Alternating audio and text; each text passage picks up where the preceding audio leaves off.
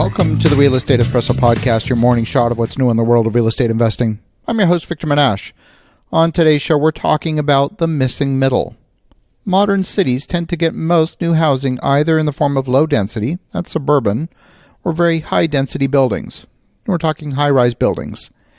In many North American cities, most new units are either detached, semi-detached, and townhouse units, or else they're condo apartments in high-density, high-rise towers. The mid-density stuff in between tends to be harder to produce.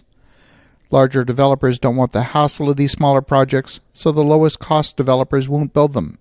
It leaves the field wide open for the smaller developers to try their hand at developing these types of buildings. And frankly, this is precisely where I started my development career. Which part of the middle is missing depends on the city.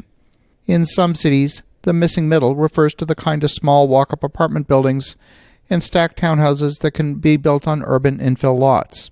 This range of mid-density infill, of up to 3 stories, contains perhaps 8 or 12 apartments. They serve a wide range of household needs, from studio apartments to 3 bedrooms. They're more cost-effective to build, and they can be made more affordable to residents than both the lower density and higher density forms of construction. A generation ago, there was plenty of affordable housing in the core of most cities. Most people chose to move to the suburbs, leaving a large supply of old, pre-war housing behind. We've talked on the show extensively about that middle band of housing between the downtown core and the suburbs. Virtually every city in North America has faced this phenomenon of a neglected band of real estate between the suburbs and the downtown core. Downtown is where the offices were located, and any housing left over in the downtown was because nobody really wanted it. There was plenty of housing available downtown for anyone who wanted to live there. That situation prevailed for so long, and from the end of World War II to the end of the century, that we came to see it as normal. Downtown seemed to be the place of perpetually cheap rent, abundant, old, creaky housing, and no need to build much more of it. The highest proportion of tenants were close to downtown. As much as 70% of the dwellings were tenant-occupied. In the suburbs, the properties were overwhelmingly owner-occupied, and usually no more than 10 to 15% tenants. But a lot has changed. People are coming back to the city, and that growing demand for urban housing has put a lot of pressure on the supply. People want walkable communities. They want lower maintenance. They don't want to mow the lawn. They don't want to shovel the driveway, but they do want affordability. It's become clear that affordability and rental supply isn't just about building more housing. It's about enabling more of the right kind of housing. In order to keep costs down, you need to create density.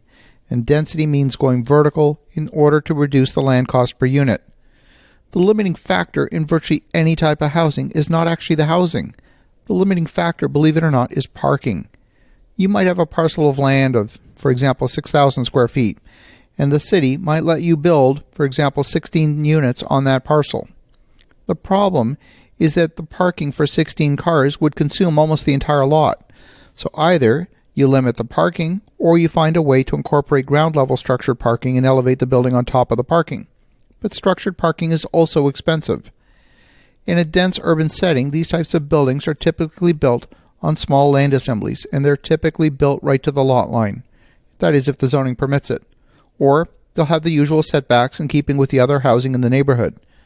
The problem is that the zoning for this type of housing in most communities is very restrictive. It makes it difficult to build the right product in actual practice. If you want parking, then each parking spot ends up costing as much as a brand new car.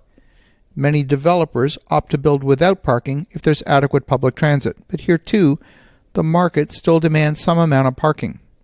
If you want to build ground-level structured parking and elevate the building, then the height restriction becomes the constraint. The city's not going to let you build higher, so then you can't fit in the parking. And once you introduce the parking underneath the building, then you need to factor in an elevator to get up to the 4th floor. The key to lowering housing costs when land is expensive is to allow greater density, and if you can get more apartments on that same land surface, then you lower the cost of the housing for everyone.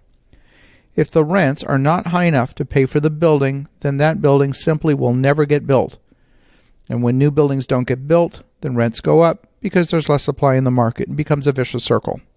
As you think about that, go looking for these small land assembly infill opportunities because you might just find the perfect location to build a medium-sized apartment building.